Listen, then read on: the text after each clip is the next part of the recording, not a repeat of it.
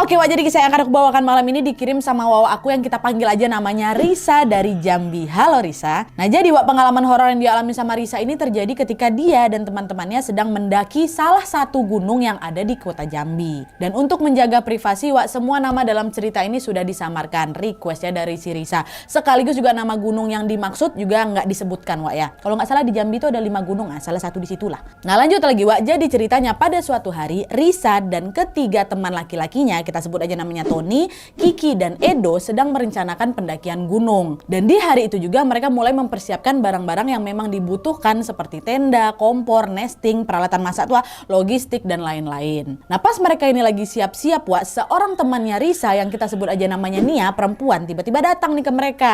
Di situ si Nia ini nanya, mau naik gunung ya kau Riz, katanya kan. Oh iya nih besok pagi kami rencananya mau berangkat, mau ikut kau? Seru kali kalian ya, cobalah nanti ku tanya Billy dulu ya mau ikut apa enggak dia. Siapa tahu dia mau ikut. Nah Billy ini pacarnya si Nia ini. Ayo tanyalah dulu, kata si Risa. Dan setelahnya Nia pun memberitahu pacarnya si Billy tentang rencana pendakian tersebut. Dan ternyata Billy juga setuju Wak, mau ikut mendaki bersama Risa dan teman-temannya. Nah udahlah tuh keesokan harinya mereka yaitu si Tony, Kiki, Edo, Billy, Nia sama si Risa berenam nih berangkatlah pada jam 7 pagi dengan mengendarai motor bersama-sama. Setelah menempuh kurang lebih 2 jam perjalanan dari rumah mereka Wak, akhirnya mereka pun sampai di kaki gunung nih. Gunung A lah bilang ya kan. Dan tanpa menunggu waktu yang lama Risa pun mengajak teman-temannya untuk mendaftarkan diri di pos pendakian. Peraturannya kan memang kayak gitu kan Wak, harus daftar dulu siapa nih yang akan mendaki gitu kan. Nah setelah menyelesaikan segala urusan registrasi mereka pun langsung melanjutkan pendakian pada jam 10 siang. Nah singkat cerita ada daki-daki sampailah mereka di pos 3 Wak. Nah waktu di pos 3 itu mereka bertemu sama rombongan pendaki dari Jakarta yang lagi beristirahat. Risa dan kawan-kawan pun mengajak rombongan dari Jakarta itu untuk mendaki bersama-sama. Kan kalau dakinya lebih rame lagi tentu kan jadi lebih seru, nggak kerasa lah gitu ya kan. Dan diajak bang yuk bareng-bareng aja kita naik ke atas gitu. Rombongan dari Jakarta ini pun setuju Wak. Dan mereka pun segera melanjutkan perjalanan tersebut. Nah setelah mendaki selama berjam-jam lamanya Wak, menjelang maghrib sekitar jam 6 sore gitulah mereka akhirnya tiba di shelter 1. Karena langit udah mulai gelap mereka pun memutuskan untuk ngecamp dulu nih di sana dan baru akan melanjutkan perjalanan atau pendakiannya di besok pagi. Nah setelah ngecamp mereka di situ bagi-bagi tugas Wak. Billy sama si Edo mendirikan 2 tenda untuk laki-laki dan perempuan. Risa sama si Nia membuat api unggun untuk memasak. Sementara Tony sama Kiki bertugas untuk mengambil air di sumber mata air terdekat. Nah karena langit sudah mulai gelap Wak, Tony sama si Kiki yang tugasnya buat ngambil mata air tuh pergilah ini ke sumber mata air yang dituju dengan menggunakan senter. Awalnya semua berjalan baik-baik aja Wak, sampai tiba-tiba dari jauh Risa melihat Tony yang lagi ngambil airnya datang sendirian, berlari-lari tergesa-gesa ya kan. Risa sama teman-temannya seketika panik, dia nanya lah kan, kok kenapa Tony, kenapa buru-buru kali, si Kiki mana? Mendengar pertanyaan teman-temannya ini, Tony yang masih ngos-ngosan itu cuman bisa diam sambil menggelengkan kepalanya gitu. Dan gak lama kemudian si Kiki kawan yang lagi dicarinya datang nih. Tapi dia jalan santai aja Wak, seolah tidak terjadi apa-apa. Risa nanyalah ke si Kiki kan, ini kalian kenapa nih? Ada apa? WBB aja kan? Dengan nada bercanda Kiki jawab, enggak ada apa-apa kok. Tony aja nih yang penakut, kata si Kiki. Yaudah, gak usah kok bahas-bahas lagi, ayolah. Udah siap masak kau? Udah lapar kami nih, kata si Tony mengalihkan pembicaraan kan Wak. Gak mau si Tony cerita tuh dia nengok apa. Teman-temannya juga sepakat Wak untuk tidak menanyakan lebih lanjut ke siapa ini, ke si Tony kan. Mereka lebih memilih untuk senang-senang di sana, mereka ngobrol, mereka main gitar di dekat api unggun sambil makan malam dan minum kopi. Rombongan yang dari Jakarta itu juga ikutan kumpul Wak sama mereka. Pokoknya malam itu tuh suasananya betul-betul hangat kali lah, betul-betul menyenangkan gitu. Nah terus tidak lama kemudian Nia sama Billy yang pacaran ini udah mulai ngantuk Wak. Mereka pamit lah kan, kami tidur duluan ya katanya. Awalnya mereka sudah sepakat nih Wak untuk memisahkan tenda antara yang laki-laki sama perempuan. Laki-laki tidur di sini, perempuan tidur di sini. Tapi ternyata Nia sama si Billy malah masuk ke tenda yang sama. Dan entah kenapa waktu itu ya si Risa dan kawan-kawan ini nggak ada yang ngingetin mereka, ngapain kalian satu tenda pisah? Bukan muhrim di atas gunung pula kalian. Nggak ada, mereka diam-diam aja situ. Nah kira tidurlah satu tenda kan, siapa ini Nia sama si Billy ini. Nah singkat cerita pada jam 11 malam Risa pun udah mulai ngantuk nih. Dia pun berjalanlah masuk ke tenda yang sama dengan Nia dan Billy tadi. Nah pas Risa masuk ternyata Nia sama si Billy udah pada tidur Wak. Dan keduanya tidur dengan posisi yang dekat sama pintu tenda sambil menghadap ke arah luar. Jadi kalau misalnya dibuka tenda tuh kan mereka ngadap ke sini. Ini pintu tenda, mereka ngadepnya ke sana. Kebayang ya? Dah Risa masuk, menepi, langsunglah dia tempati space yang kosong, yaitu di bagian belakang tenda, ya kan? Jadi si Risa ini tidur sambil membelakangi si Billy sama si Billy. Habis itu Nia, Billy di tengah-tengah. Jadi Risa tidurnya ngadep ke dinding tenda sebelah sini. Kebayang lah kalian kan? Nggak ada ditegurnya kawannya, biar aku di tengah-tengah atau biar Billy yang di pinggir. Nggak ada. Nah pas lagi enak-enak tidur ini, tiba-tiba Risa sudah merasa ada sesuatu yang janggal.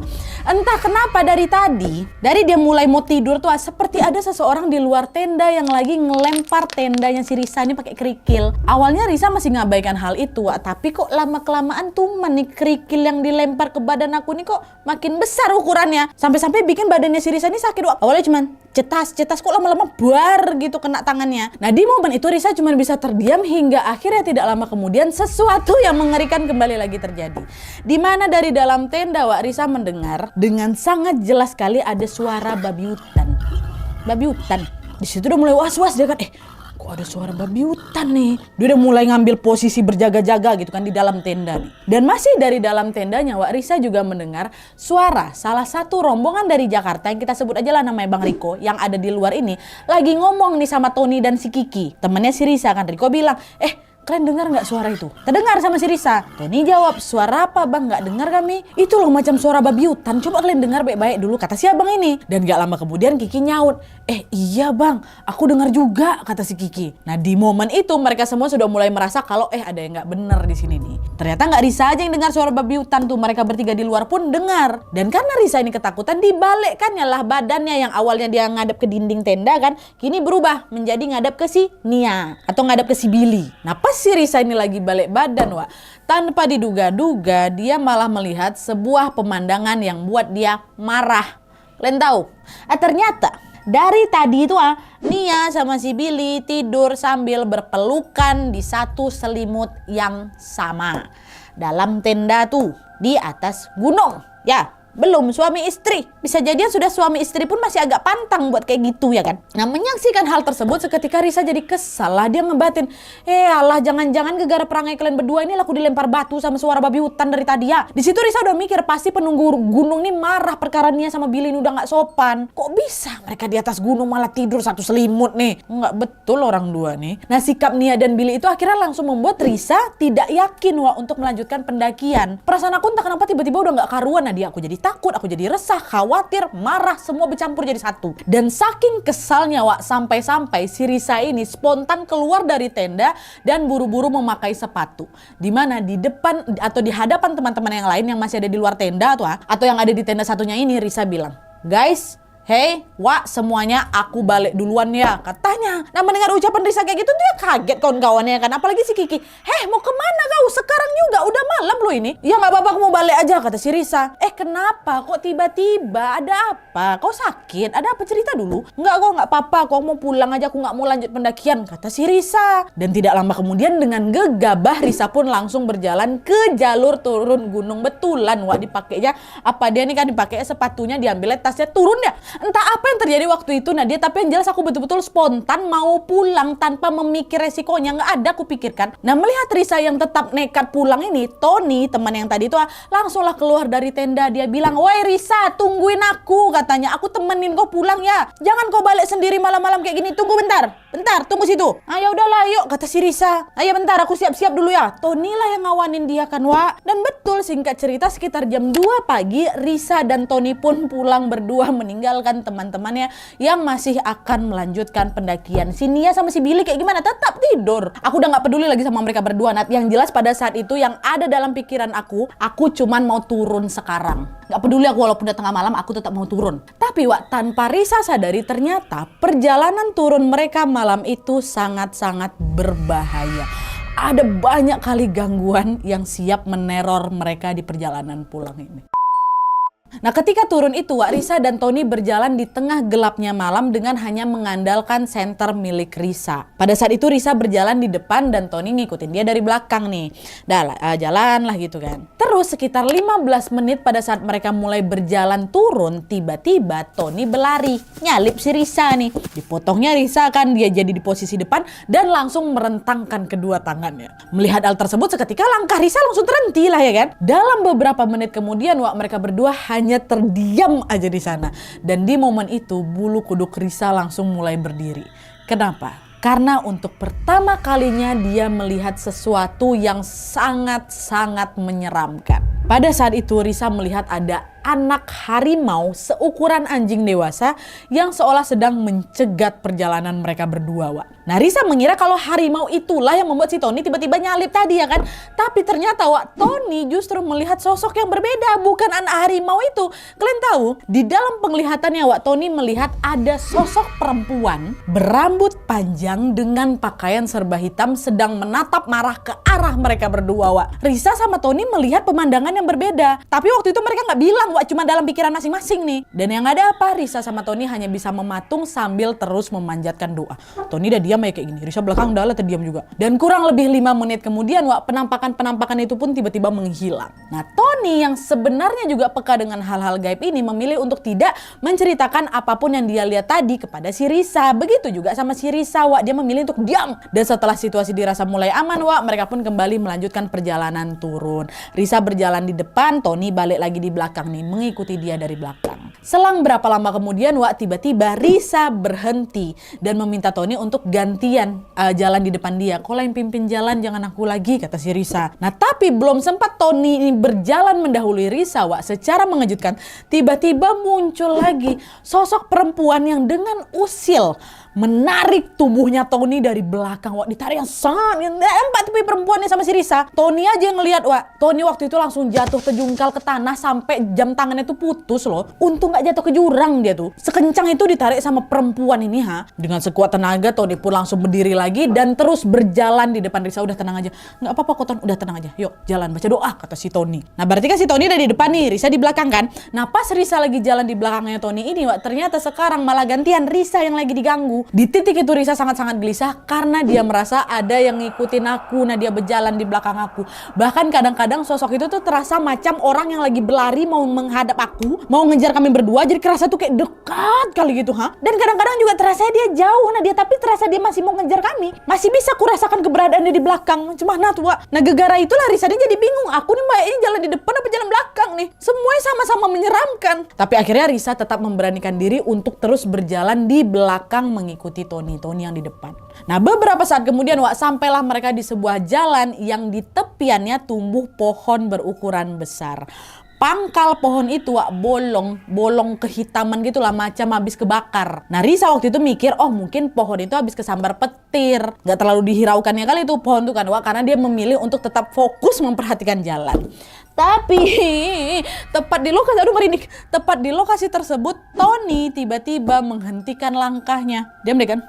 Tony langsung celingak-celinguk ke atas pohon nih, Wak. Nah, ketika Tony mengangkat kepalanya ini, betapa terkejutnya dia ketika melihat bahwa ternyata di atas pohon besar itu ada sosok nenek tua yang lagi duduk di situ, Wak. Nenek itu menatap si Tony sama si Risa dengan tatapan yang sangat-sangat marah. Saking marahnya, Wak, nenek itu juga melempari mereka dengan batu. Risa nggak nengok nenek itu, tapi dia dengar lemparan batu tuh, Wak. Betulan ada batu tuh terlempar dari atas tuh, ngarah ke kami. Nampak aku, nenek enak nampak memang. Risa kan nggak sepeka Tony kan, Wak. Lemparan batu itu terus berulang hingga membuat Risa pun ketakutan. Akhirnya Risa yang semula berjalan di belakangnya si Tony, dia spontan langsung memilih untuk menyalip Tony dan dia gantian berjalan di depan. Sepanjang perjalanan mereka tetap saling diam, Wak. Sampai akhirnya mereka pun sampailah di pos 3. Sampai di situ ada hal ganjil yang dibuat sama si Tony, Wak. Tony yang memang mengerti hal-hal gaib itu tiba-tiba berhenti untuk mencari daun. Aku nggak tahu tuh daun apa, Nadia, tapi bentuknya macam daun sirih. Cari ya, dicabut-cabutnya daun itu, dan setelah mendapatkan daun tersebut, Tony pun langsung menyalakan sebatang rokok dan meletakkan rokok yang udah nyala itu di atas daun. Daun yang udah diambil tuh, taruh di situ. Habis itu komat kamit, nah di si Tony itu dia seperti sedang membacakan sesuatu, dan tidak lama kemudian dia pun meletakkan daunan tadi sama si rokok tuh di bawah sebuah pohon. Aku cuma tengok aja, Nadia nggak berani aku tanya apa-apa, kata si Risa. Dan akhirnya mereka pun melanjutkan lagi perjalanan menuju ke pos 2. Sesampainya di pos 2 mereka kembali dikejutkan dengan kemunculan 2 ayam hutan berwarna hitam sama putih, Wak. Dan entah kenapa di momen itu rasa takut yang semula menyelimuti perasaan aku Nadia tiba-tiba menghilang, kata si Risa. Yang ada waktu itu aku berani mendekati 2 ayam tersebut. Terus aku bilang sama si Tony, aku mau bawa ayam ini pulang lah Ton, kata si Risa. Dengar ucapan si Risa, Tony lah yang jadi panik.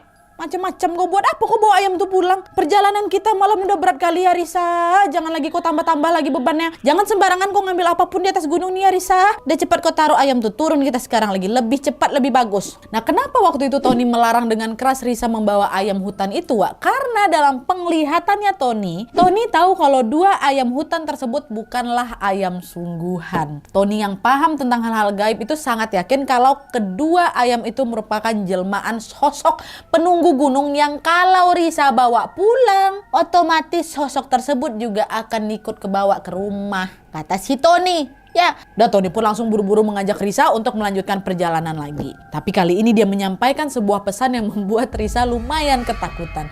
Tony bilang, Riz, aku jalan di belakangmu ya. Kau jalan di depan aku. Tapi nanti setelah kita turun ini, kalau kau dengar sesuatu di belakang kita, jangan kau menoleh. Apapun itu pokoknya jangan menoleh. Emang kenapa Wak? Nanti kalau misalnya kau kenapa-napa gimana? Udah kau tenang aja. Kau gak perlu khawatirin aku bisa jaga diri aku sendiri. Aku juga akan jagain kau dari belakang. Pokoknya ingat kata-kataku tadi. Kau jangan pernah lihat ke belakang, ya. Tapi nanti kalau kebetulan dengar sesuatu di belakang aku ngapain? Udah kau jalan aja, ikutin jalurnya aja. Insya Allah kita bisa sampai di rumah dengan selamat. Itu aja tolong. Nah selagi si Tony sama si Risa ini lagi berbicara, Wak, tiba-tiba Tony langsung mengeluarkan sebuah kalung dari kantongnya. Dia memberikan kalung tersebut ke si Risa. Dia bilang, ini untuk kau ya. Dipakai Riz. Ini kalung turun-temurun dari keluarga aku. Insya Allah bisa membantu menjaga siapapun yang memakainya. Ya kau pakai. Tolong. Dah, kau pakai sekarang, kita lanjut turun lagi. Ingat jangan tengok ke belakang, kata si Tony kan.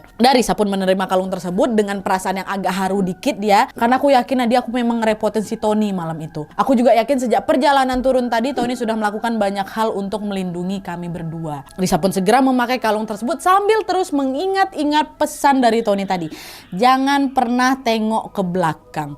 Dan betul Wak, tidak berselang lama kemudian apa yang diucapkan sama si Tony ternyata betulan terjadi. Pas mereka kembali jalan turun, tiba-tiba Risa dan Tony mendengar ada suara seperti benda terjatuh di belakang mereka. Nah waktu itu aku pikir yang jatuh tuh pohon pisang yang memang udah roboh Nat. Karena kami waktu itu memang lagi ngelewatin beberapa pohon pisang. Tapi bagi Tony yang bisa melihat hal-hal gaib itu, dia tahu kalau dugaan Risa itu salah. Dan bisa kalian tebak suara benda jatuh itu sebenarnya suara apa? Suara tersebut berasal dari sesosok pocong yang wajahnya sangat-sangat hancur. Melihat kemunculan pocong tersebut, refleks Tony pun langsung menarik tangannya Risa. Mereka pun langsung berlari sekencang-kencangnya Wak. Saking kencangnya, Tony sama si Risa ini sampai jatuh berkali-kali. Udah jatuh, bangun, lari lagi. Pokoknya mencekam kali Nadia malam tuh. Udah tuh kan, berlari. Singkat cerita, mereka pun akhirnya sampai di pos 1. Dengan nafas terengah-engah, Tony pun bilang, tunggu dulu di sini Riz, berhenti dulu. Aku mau telepon papaku, kata si Tony. Tony langsung lah keluarin HP kan, untung ada sinyal, dan segera langsung menelpon papanya yang ada di rumah. Sambil bergetar ketakutan, Tony bilang, Pak, bantu kami. Kami lagi turun gunung nih sekarang. Aku udah gak kuat, Pak. Banyak kali yang gangguin kami, kata si Tony kan. Mendengar ucapan Tony, seketika papanya Tony pun ikutan panik. Papanya bilang, astagfirullahaladzim, nak, kenapa kau turun gunung malam ini? Kau sama siapa? Aku cuma berdua aja, Pak, sama si Risa. Ya udah, Papa coba bantuin kalian dari sini. Kalian hati-hati dan jangan lupa berdoa ya, nak ya. Nah, Risa yang mendengar percakapan Tony dan papanya itu pun akhirnya sadar, Wak. Ternyata sama seperti Tony, papanya ini juga mempunyai kemampuan dalam hal-hal gaib pastinya. Bahkan papanya Tony ini bisa berinteraksi dengan mereka ini dari jarak jauh, mereka tanda kutip ya. Tapi sayangnya pada saat itu Risa nggak sempat nanya nih tentang apa yang akan dilakukan sama si Om ini atau sama papanya Tony ini, karena di momen tersebut Risa sedang ketakutan sekali dengan sosok menyeramkan yang tiba-tiba muncul di sana. Nggak yang pocong lagi tuh doang, nggak. Dari sudut matanya Risa melihat ada sesosok perempuan berbaju hitam dengan rambutnya yang berantakan sedang merayap di tanah mendekati mereka. Katanya sosok tersebut sambil tertawa cekikikan, dan anehnya waktu itu tubuh aku Nadia mendadak kaku, nggak bisa digerakkan, nggak bisa berlari, nggak bisa jongkok, aku freeze, cuman bisa nangis segengguan aja aku Nat. Dan di momen itu aku udah hopeless kali Nadia. Aku sudah merasa aku dan Tony tidak akan bisa keluar dari gunung itu. Tapi untungnya, alhamdulillahnya nggak lama kemudian Tony segera langsung menghampiri Risa dan kembali mengajaknya berjalan turun. Dipegang sama si Tony. Dah istighfar, mau. Bisa bergerak lagi, langsung berlari turun, Wak. Secara ajaib tubuhnya Risa yang awalnya nge-freeze itu bisa digerakkan kembali dan tanpa menunggu waktu yang lama mereka pun langsung buru-buru meninggalkan tempat itu. Dan singkat cerita mereka akhirnya sampai di pintu rimba, Wak. Dengan disinari cahaya bulan purnama yang sangat terang, tampak bahwa di sana ada banyak sekali bunga melati yang berhamburan di sepanjang jalan pendakian itu. Ada bunga melati di jalan tuh. Suasana juga mendadak syahdu dengan suara-suara burung yang mulai berkicau. Di pintu rimba itu Risa merasa kalau mereka akhirnya sudah aman. Baru bentar aja ngerasa aman, Wak, tiba-tiba secara mengejutkan Tony berkata, "Riz, kita harus buru-buru sampai bawah. Kita belum aman di sini," kata Tony, Wak. Belum aman gimana nih maksudmu? Udah yuk, udah jalan aja. Ini kita udah dekat nih. Kita nggak boleh lama-lama di sini. Jangan terlena kau, kata Tony. Akhirnya tanpa ngangengong, mereka pun kembali langsung berlari menuruni jalur pendakian gunung tersebut, Wak. Dan ternyata apa yang disampaikan sama si Tony itu betul. Tidak lama kemudian mereka mendengar ada suara harimau Sumatera yang mengaum dengan sangat kencang. Entah itu harimau sungguhan atau harimau jadi-jadian, ya aku nggak peduli, tapi yang jelas suaranya gede kali. Mereka pun langsung berlari tanpa sedikit pun menoleh lagi ke belakang, Wak. Nah, singkat cerita mereka akhirnya sampai di pos tempat pendaftaran pendakian. Mereka sempat berhenti sejenak untuk ngecek jam nih, ya kan. Ternyata pada saat itu waktu sudah menunjukkan pukul 4 pagi. Pas tahu kalau ternyata mereka sampai bawah jam 4, seketika Risa sama si Tony pun langsung termenung gak percaya, Wak. Ini betulan nih baru jam 4. Iya kok bisa ya, Wak ya? Bukannya tadi kita turun jam 2, kata si Tony. Iya, Wak, aneh kali kok kita turunnya cuma 2 jam. Tadi kok kayaknya udah lama kali ya, Wak ya? Memang udah gak betul ini, Riz. Ya udahlah, tenang. Yang penting sekarang kita selamat. Ayolah kita pergi ke warung situ, yuk. Ada kantin gitulah. Biasanya penjaga kantin atau penjaga warung tuh pasti tidur di sana, Wak. Dan FYI memang gak jauh dari pos pendaftaran pendakian itu memang ada warung-warung atau kantin-kantin itu, Wak. Dan mamang pemilik kantin itu juga biasanya menyediakan tempat tidur untuk para pendaki yang mau bermalam di kantin itu. Datu Risa sama si Tony pun segeralah menuju ke kantin tersebut kan, Wak. Nah karena kantinnya sudah tutup, mereka terpaksa harus gedor-gedor pintunya nih karena mereka mau beristirahat sebentar. Dan tidak lama kemudian mamang pemilik kantin ini pun keluar dan mempersilahkan mereka masuk. Oh masuklah dulu dek, masuk. Dengan penuh keheranan si mamang ini nanya, "Kalian berdua dari mana jam segini?" Si Tony jawab, "Kami habis turun gunung, Mang." Nah mendengar jawaban Tony seketika mamang pun langsung meninggikan nada bicaranya. Mamang bilang, "Astagfirullahalazim, udah gila kalian ini ya. Turun gunung tengah malam, kalian gak pikir resikonya apa? Siapa yang ngajak turun malam-malam kayak gini?" "Teman saya Risa ini yang ngajak, Mang. Saya gak tega lah kalau dia turun sendirian, makanya saya ikut." Mamang pun langsung mengalihkan pandangannya ke Risa dengan tatapan tajam. Mamang pun nanya, "Kenapa kamu mau turun malam-malam? Kok kenapa?" Mendengar pertanyaan tersebut, Risa pun mulailah itu menceritakan semuanya kan.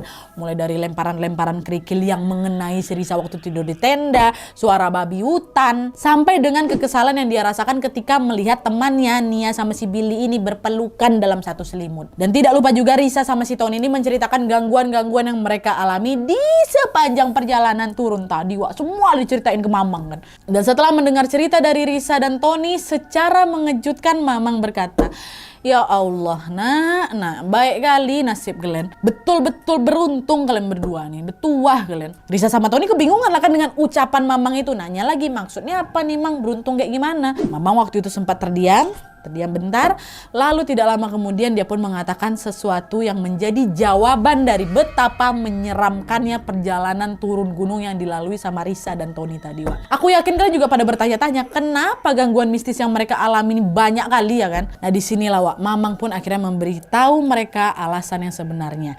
Dengan tenang Mamang berkata, "Kalian kan asli daerah sini kan?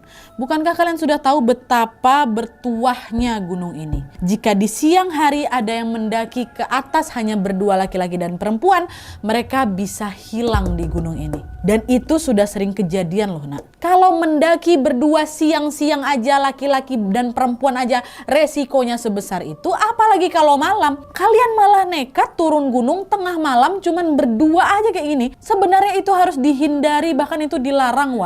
Wak pula nak. Itulah kenapa kalian banyak diganggu di sepanjang jalan tadi. Untungnya kalian selamat. Dan karena kalian udah selamat ini, kalian tahu nggak artinya apa? Kata si Mamang sambil menggelengkan kepalanya. Risa nanya lagi, nggak tahu kami Mang, apa tandanya tuh? Mamang jawab, kalian bisa selamat itu tandanya jiwa kalian sudah menyatu dan diterima oleh si gunung A ini. Kalian tengok aja, kalau suatu hari nanti kalian mendaki ke sini dan kalian berdua tersesat, maka para penghuni gunung ini akan mengembalikan kalian dengan selamat. Itu kata Mamang. Mendengar penjelasan Mamang tersebut, Risa sama si Tony pun langsung shock. Mereka masih berusaha untuk mencerna apa yang sebenarnya terjadi, Wak. Dan di saat yang bersamaan juga Mamang ini tiba-tiba masuklah ke dalam kamarnya untuk mengambil sesuatu. Tidak lama kemudian Mamang pun keluar dengan membawa sebuah batu berwarna hijau, Wak.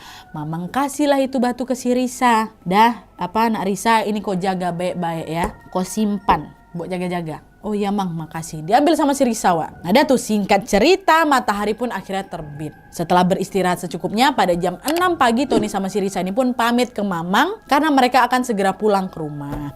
Di perjalanan pulang, Risa sama Tony pun akhirnya saling bercerita dengan rinci mengenai apa yang mereka lihat dan mereka rasakan di sepanjang perjalanan turun gunung malam tadi itu. Baru berani cerita semuanya tuh, makanya inilah baru cerita nama Risa sama kita semua nih. Di sepanjang jalur itu ada banyak kali yang merhatikan kita, Risa, kata si Tony. Wujudnya apa aja, Ton? Gimana bentuknya? Saking banyaknya aku sampai nggak bisa jelasin satu persatu, Riz. Macam-macam pokoknya. Ada sosok hitam, sosok putih, ada sosok merah. Bentuknya pun macam-macam. Iya Allah, ternyata seseram itu ya tadi malam. Untunglah kita selamat ya, Wak. Iya betul, alhamdulillah kita bisa pulang. Lain kali kau kalau naik gunung jangan nekat kayak gini lagi ya, Riz ya. Kau ingat keselamatan tuh paling penting. Iya Ton, maafin aku lah Ton ya. Kau sampai harus ikut turun juga, tapi aku nggak tahu lah kalau nggak ada kau. Mungkin nggak bisa balik aku malam nih. Udah nggak apa-apa. Nanti kuantar lah kau sampai rumah ya, kata si Tony. Dari Risa sama Tony pun akhirnya pulang ke rumah dengan selamat. Dan alhamdulillahnya perjalanan pulang itu dapat dilalui dengan lancar, Wak. Semua pengalaman yang Risa alami selama di pendakian tersebut begitu melekat di hatinya dan tentunya menjadi pelajaran bagi Risa dan kita semua supaya selalu berhati-hati dimanapun kita berada. Oke Wak, jadi itu tadi cerita horor pendakian gunung yang dialami Risa dan Tony. Ini jujur ya, kisah-kisah horor pendakian gunung tuh memang selalu berhasil buat bulu kuduk aku merinding loh. Di balik keindahan alam yang disajikan, gunung ini memang betul-betul luas dan memiliki banyak misteri yang tidak kita ketahui. Ya boleh-boleh aja daki gunung, siapa larang, nggak apa-apa. Tapi jangan lupa kalau selama di sana kita hanyalah seorang tamu. Tetap jaga sikap, ucapan, pikiran, dan selalu patuhi segala aturan yang ada ya. Dan selain itu yang terpenting, jangan lupa selalu berdoa kepada Allah Subhanahu Wa Taala agar kita selalu dilindungi dimanapun kita berada. Dan yang paling kasiannya di sini nih, Nia sama si Billy yang berulah kan kawannya yang kena getah. Astagfirullahaladzim, Nia, Billy. Tapi kita juga nggak tahu, ternyata memang si Nia sama si Billy ini mendapatkan gangguan juga di sana. Yang bikin mereka diganggu ini kan gara-gara si Risa ini nekat turun malam hari itu kan, Wak. Dan jangan pernah kalian contoh tingkah dari si Nia sama Billy ini ya. Untung-untung selamat mereka. Oke Wak, jadi sekian dulu videonya. Jangan lupa buat kalian yang mau berbagi kisah horornya juga, langsung kirim ke email yang baru di bawah ini, udah aku pin, dengan subjek judul cerita kalian. Dan jangan lupa sertakan juga nomor WhatsApp sama Instagram kalian supaya nanti kami gampang hubungin kalian kalau misalnya kisah kalian di-up di video selanjutnya. Oke Wak, jadi sekian dulu videonya. Terima kasih banyak yang sudah menonton. Kalau kalian suka video ini, klik like-nya. Jangan lupa komen di bawah untuk ide dan saran-saran untuk video selanjutnya. Jangan lupa nyalain notifikasinya supaya kalian tahu kalau aku upload video baru. And as always, jangan lupa untuk klik tombol subscribe supaya kalian sama-sama tahu informasi menarik dan menegangkan dari channel aku. See you next video, Bye.